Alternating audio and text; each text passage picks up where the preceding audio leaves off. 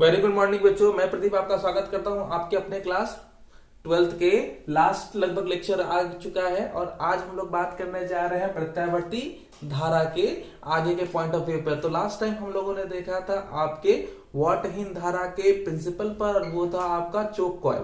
तो चोक कॉइल के आगे हम बात करने जा रहे हैं बच्चों, और चोक कॉइल के आगे हमारे पास जो कॉन्सेप्ट है वो क्या है वो देखते हैं। तो चोक कॉइल के आगे बच्चों आज हम लोग पढ़ने जा रहे हैं वो है आपका ट्रांसफॉर्मर।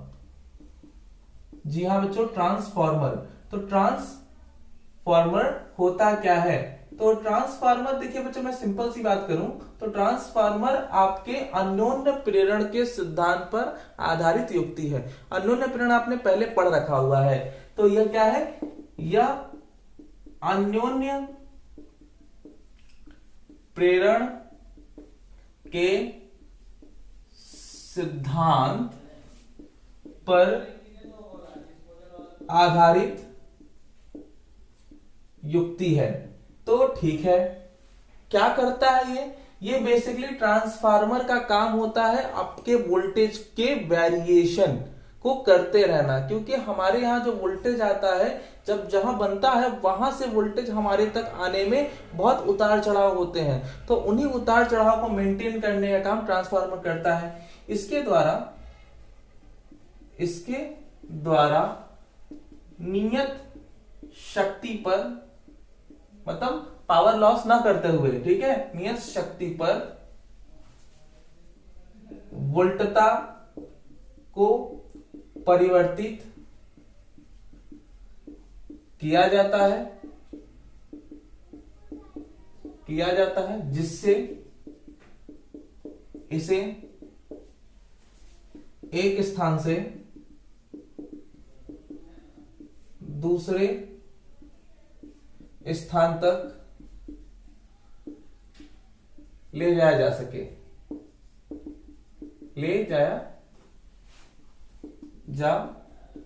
है, ठीक है, इस स्थान तक ले जाया जा सकता है। तो ये हो गया ट्रांसफार्मर का बेसिक सा कॉन्सेप्ट। इस बेसिक से कॉन्सेप्ट के बाद अब हम बात करेंगे इसकी संरचना के बारे में बच्चों। तो ये कैसे बनता है, तो आइए थोड़ा समझेंगे कि ये बनता है आपके नर्म लोहे की क्रोड के द्वारा। तो देखिए बच्चों, यहां पर होता क्या है कि यहां हम लोग पतले पतले सॉफ्ट आयरन के बहुत सारे प्लेट ले लेते हैं और इन सारे प्लेट्स को एक के ऊपर रख करके पतले पतले फिल्म को इस तरह से बना लेते हैं। और इसको बनाने के बाद इनके बीच में इंसुलेशन कर दिया जाता है। इंसुलेशन का यूज हम आपको जरूर बताएंगे, डोंट वरी। तो यहाँ पे इंसुलेशन कर दिया जाता है और यहाँ पर ये पतली फिल्म्स जो है इसके ऊपर हम लोग वायर्स को एक समान रूप से ऊपर से ऐसे करके यहाँ लपेट देते हैं और इसके निचले सिरे पर भी वायर को यहाँ पर भी एक समान रूप से लपेट देते हैं। जानने वाली बात यह है कि ऊपर और नीचे वाले नंबर ऑफ टर्न्स जो है वो डिफरेंट होंगे, सेम नहीं होंगे। तो मैं बता दूं, ये है आपका सॉफ्ट आयरन कोर होता है। ये आपका यहाँ पे बच्चों सोर्स प्रोवाइड किया जाता है जिसको हम प्राइमरी कॉइल या प्राथमिक कुंडली कहते हैं बच्चों। प्राइमरी कॉइल, यहाँ पे सोर्स लगा हुआ है, सोर्स, ठीक। और ये नंबर ऑफ टर्न्स होते हैं जिनमें फेरों की संख्या हम लोग ऊपर लिख सकते हैं, NP लिख सकते हैं। इसका कांटेक्ट इससे नहीं होता, ठीक, ये अलग फेरों की संख्या है। और यहां पर इसके सामने ये देखिए आपका आउटपुट, ये आउटपुट होता है जिसको हम लोग सेकेंडरी टर्न्स कहते हैं। सेकेंडरी टर्न्स या सेकेंडरी फेरों की संख्या या सेकेंडरी कॉइल, ठीक है, सेकेंडरी कॉइल भी कह सकते हैं इसको। अब इनके बीच में ये जरा ध्यान से देखिए, इनके बीच में वार्निश लगी होती है बच्चों। वार्निश का काम हम आपको जरूर बताएंगे आगे कि वार्निश क्यों लगी होती है। हर प्लेटें जो है वो सेपरेटेड है, इनके बीच में इंसुलेशन मतलब कि वार्निश इंसुलेटेड सब्सटेंस होता है, उसको लगा करके क्रश कर दिया जाता है, प्लेटिंग कर दी जाती है ताकि हमारे इस पर्टिकुलर कॉइल पर या प्लेट पर जो एडी करंट बनेंगे वो एडी करंट एक से दूसरे पर जो है तुरंत ना पहुंच जाए, इसलिए हम लोग यहाँ पे वार्निश लगा के रखते हैं। और डिटेल में बात होगी आगे। तो बाकी कहानी समझ में आ गई। ऊपर फेरों की संख्या, नीचे फेरों की संख्या, नीचे वाले फेरों की संख्या को NS कह सकते हैं, ऊपर वाले को NP कह सकते हैं। तो ये हो गई। इस बेसिस पर ट्रांसफार्मर को हम लोगों ने कंस्ट्रक्शन के बेसिस पर और वर्किंग के बेसिस पर दो अलग अलग पार्ट में डिवाइड कर रखा हुआ। आइए देखें पहले दो अलग अलग पार्ट कौन सा होगा। दो अलग अलग पार्ट का मतलब बच्चों, यहां पर एक जो है ट्रांसफार्मर काम करता है जो लो वोल्टेज को हाई वोल्टेज में ले जाने का काम करता है। लो वोल्टेज से हाई वोल्टेज का काम कौन करता है? जब हमारा बाहर से पावर स्टेशन से वोल्टेज बनता है तो वह हाई वोल्टेज पर हम लोगों तक पहुंचाया जाता है, ताकि हमारे सर्किट में ज्यादा करंट की वजह से कई बार पिघल न जाए। तो हाई वोल्टेज से हमारे तक लाया जाता है। फिर वो हाई वोल्टेज को हमारे छोटे छोटे स्टेशनों पर, छोटे छोटे पावर स्टेशन जो हमारे मोहल्लों में, गलियों में, सड़कों पर लगाए होते हैं, उससे वोल्टेज को कम करके हमारे घरों तक पहुंचाया जाता है, जो कि फिक्स होता है 220 के आसपास लगभग। तो ये हो गया हमारा एक तरीके का ट्रांसफार्मर। तो इस तरीके के ट्रांसफार्मर जिसमें वोल्टेज को बढ़ा दिया जाए उसे हम लोग कहते हैं बच्चों ऊंचाई ट्रांसफार्मर। ठीक है, ऊंचाई ट्रांसफार्मर, याद रखिएगा। और वहीं एक और ट्रांसफार्मर हमारे पास होता है जिसमें हम लोग हाई वोल्टेज को लो वोल्टेज में कन्वर्ट करते हैं। तो हाई वोल्टेज को लो वोल्टेज में कन्वर्ट करने के लिए हमें जिस तरीके के ट्रांसफार्मर की जरूरत है उसे अपचाई कहते हैं, अपचाई ट्रांसफार्मर कहते हैं। अंतर क्या है दोनों में? अंतर बस सिंपल सा है, और वो है आपके फेरों की संख्या। इसमें जो प्राइमरी कॉइल है और ये सेकेंडरी कॉइल है, ये जो प्राइमरी कॉइल है और ये द्वितीयक कुंडली मतलब सेकेंडरी कॉइल है, इनमें फेरों की संख्या जो है Na और इनमें जो NS है उसमें इसकी फेरों की संख्या कम, और जिसमें आपको बढ़ाना है आउटपुट में तो उसमें फेरों की संख्या ज्यादा। अगर आपको कम करना है तो प्राइमरी में फेरों की संख्या ज्यादा और सेकेंडरी में फेरों की संख्या, द्वितीयक में फेरों की संख्या कम रखी जाती है। तो इसमें क्या है? इसमें नर्म लोहे की पटल को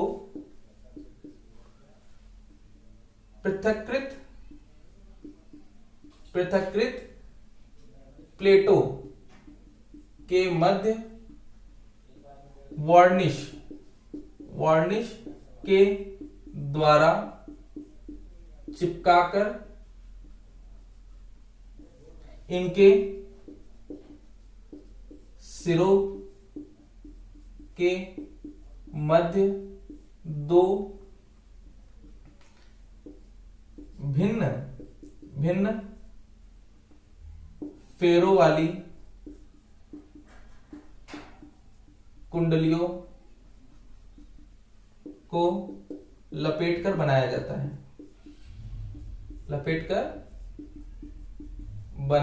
है, ठीक है। ये हो गया। यहां पे फेरों की संख्या भिन्न, यहां पे फेरों की संख्या भिन्न। जहां जिसमें स्रोत लगता है, जहां स्रोत से जुड़े कुंडली को प्राथमिक कुंडली और जिससे आउटपुट लेते हैं, ठीक है, तथा निर्गत वोल्टता की कुंडली को द्वितीयक कुंडली, सेकेंडरी कॉइल, द्वितीयक कुंडली कहते हैं।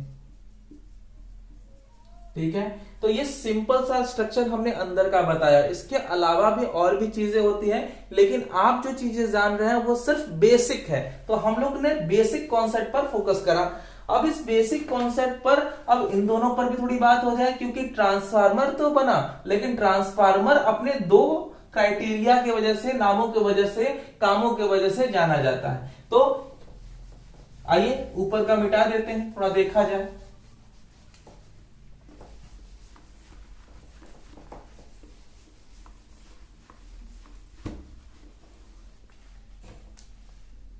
क्रिया विधि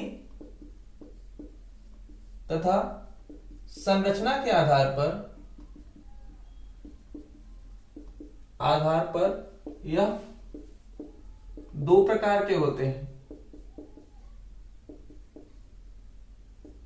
दो प्रकार के होते हैं। तो बच्चों दो प्रकार के होते हैं। बेसिकली आप याद रखिए कि क्रियाविधि के आधार पर ही इसको हम लोगों ने दो पार्ट पे रखा था। संरचना तो दोनों की लगभग सेम ही होती है। तो पहला हम बात करेंगे कौन सा, ऊंचाई ट्रांसफार्मर। ठीक है, ऊंचाई ट्रांसफार्मर। ऊंचाई का मतलब होता है स्टेप अप ट्रांसफार्मर।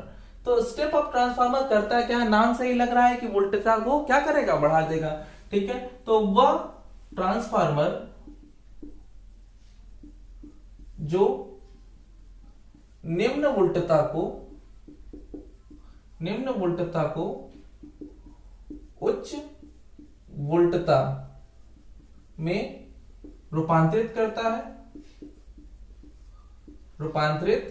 है, ऊंचाई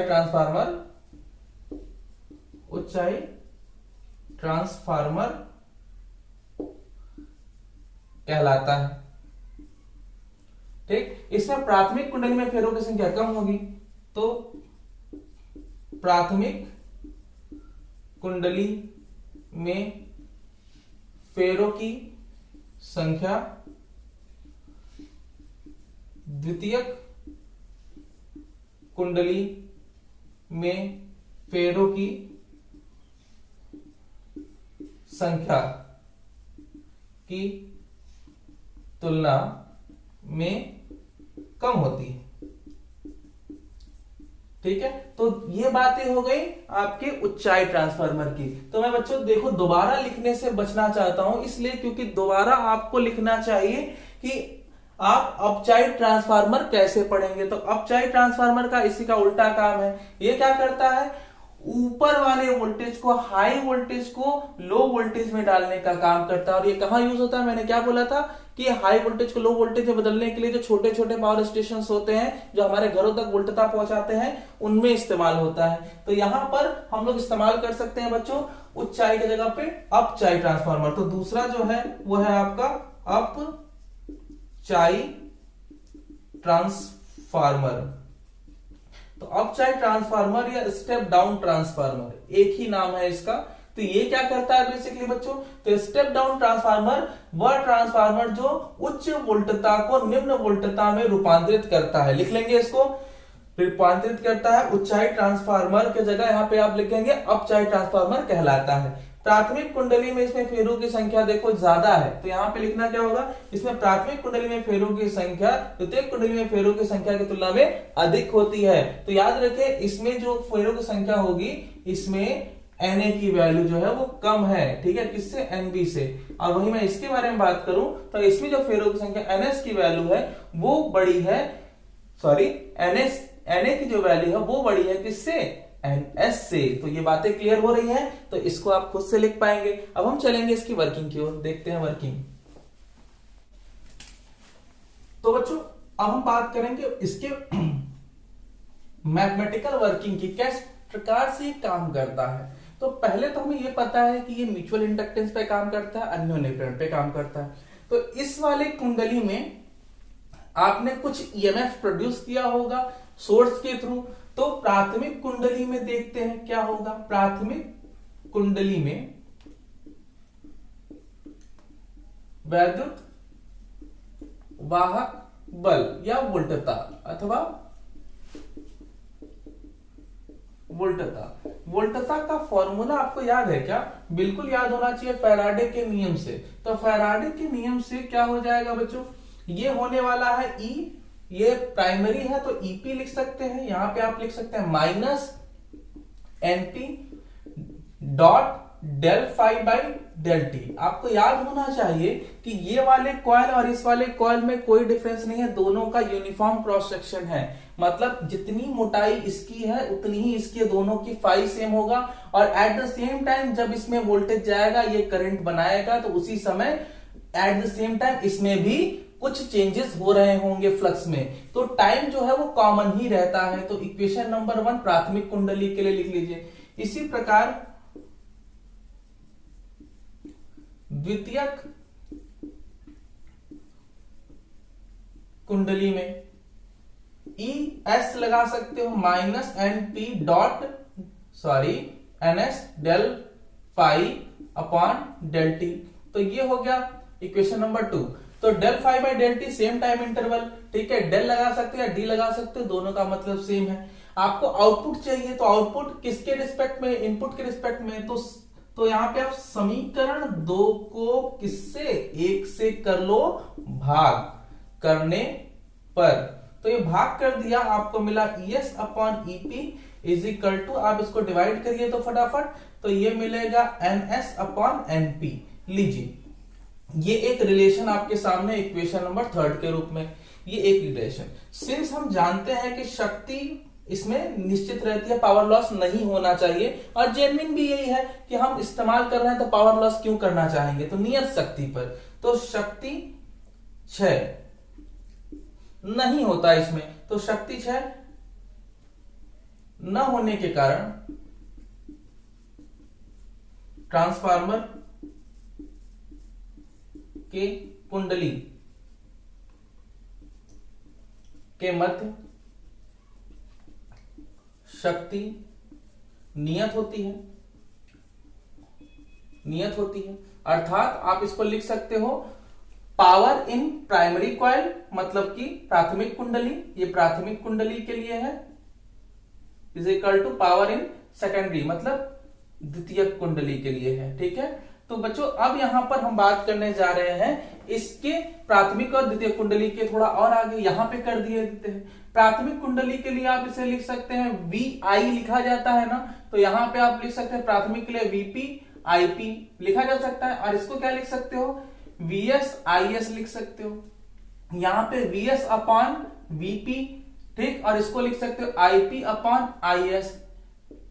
ये इक्वेशन नंबर जो है आपका तैयार हो गया 3rd यहां पर है। तो इसको जरा ध्यान से देखिए कि वोल्टेज EMF को ही कहते हैं, तो ES upon EP is equal to VS upon VP same ही होगा, क्योंकि वोल्टेज और EMF सेम होता है। तो ऐसे केस में हम लिख सकते हैं समीकरण 4 व 3 से अब लिखा जा सकता है इसे ES upon EP is equal to VS upon VP is equal to NS upon NP is equal to IP upon IS is equal to कुछ तो आएगा, कोई तो वैल्यू होगी, और वो वैल्यू कहलाती है R। ये है बहुत इंपॉर्टेंट फॉर्मूला। तो इस तरीके से सारे वैल्यूज देखिए जरा सिमिलर है, लेकिन यहां IP upon IS equal to R। R कोई वैल्यू है जो कि आपके सेकेंडरी और प्राइमरी कॉइल के बीच का रेशियो है, अनुपात है। तो इस तरीके से अब मैं इसको मिटा सकता हूं, तो इसको मिटा रहे हैं इसलिए ताकि हम आगे बढ़ सके। याद रखिएगा क्या होता है प्राइमरी और सेकेंडरी कॉइल में उच्चाई और अपचाई ट्रांसफार्मर के लिए। तो जहां R ट्रांसफार्मर के कुंडलियों के मध्य परिणमन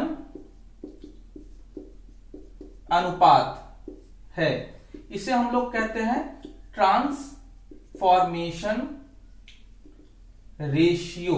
ओके, ट्रांसफॉर्मेशन रेशियो। याद रखिए कि इसमें 2 केसेस निकल के आएंगे बच्चों। पहला केस, अगर आपको क्या चाहिए, उच्चाई ट्रांसफार्मर चाहिए, अगर बढ़ाना है, तो ऐसे केस में बढ़ाने के लिए आपको क्या करना होगा, स्टेप अप लेना होगा। तो स्टेप अप के लिए आपको क्या चाहिए, प्राइमरी में जो कॉइल की संख्या होगी, मतलब फेरों की संख्या होगी प्राइमरी वाले कुंडली में, वो कम होगी किससे, सेकेंडरी वाले से, मतलब सेकेंडरी में ज्यादा है। तो ऐसे केस में आपको ES अपॉन EP और ये VS upon VP, NS upon NP, क्योंकि NS ज्यादा है, तो ऐसे केस में आपको NS अपॉन NP की वैल्यू जो है वो जो कि R के बराबर है वो 1 से बड़ी मिलेगी। तो याद रखा जाए कि स्मॉल r की वैल्यू बड़ी होगी किसके लिए, स्टेप अप के लिए। सिमिलरली अगर मैं केस 2 के बारे में बात करूं, तो केस 2 में अगर स्टेप डाउन करना चाहते हो, कम करना चाहते हो, तो ऐसे केस में आपकी NP की वैल्यू, प्राइमरी की वैल्यू ज्यादा NS से होगी।